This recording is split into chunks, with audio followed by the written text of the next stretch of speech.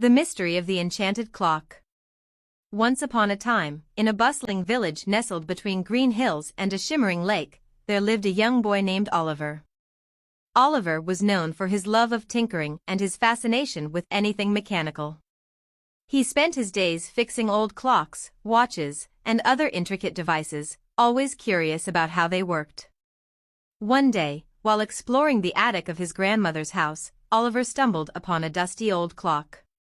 Unlike any other clock he had seen, this one was adorned with delicate engravings of stars and moons, and its hands glowed faintly. As Oliver touched the clock, it began to tick softly, and a warm, gentle voice filled the room. "Greetings, Oliver," the voice said.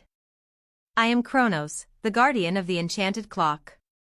This clock holds the power to control time and bring harmony to the land, but its magic has weakened. Will you help restore its power?" Filled with excitement and determination, Oliver nodded eagerly. "Yes, Kronos. What must I do?" Kronos appeared as a radiant figure with hair that flowed like the sands of time and eyes that sparkled like distant stars. To restore the clock's magic, you must find 3 enchanted items: the sand of time, the crystal of moments, and the petal of eternity.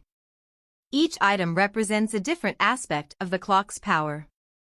With a nod of understanding, Oliver set off on his quest. His first destination was the Desert of Ages, a vast expanse of golden sand that stretched as far as the eye could see.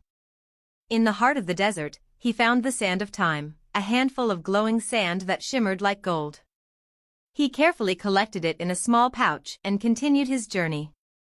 Next, Oliver ventured to the Cavern of Memories, a hidden cave filled with sparkling crystals that resonated with the echoes of the past. Deep within the cavern, he discovered the Crystal of Moments, a radiant gem that glowed with the light of 1,000 memories. He added it to his bag and made his way to his final destination. For his last task, Oliver traveled to the Garden of Eternity, a magical place where time seemed to stand still.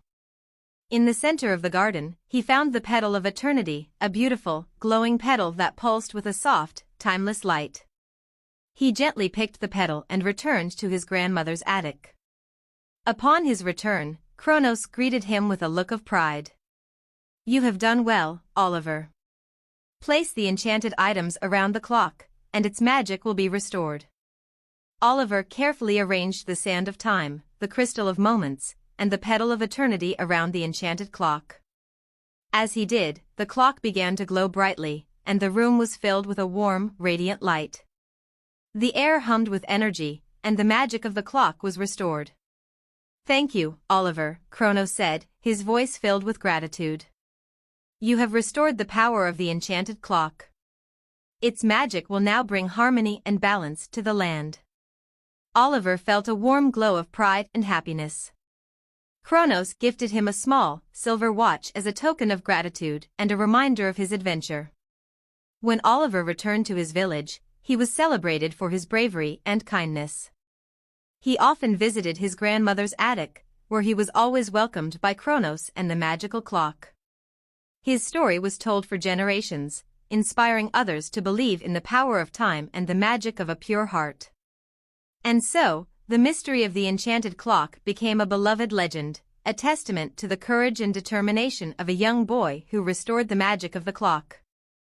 The end.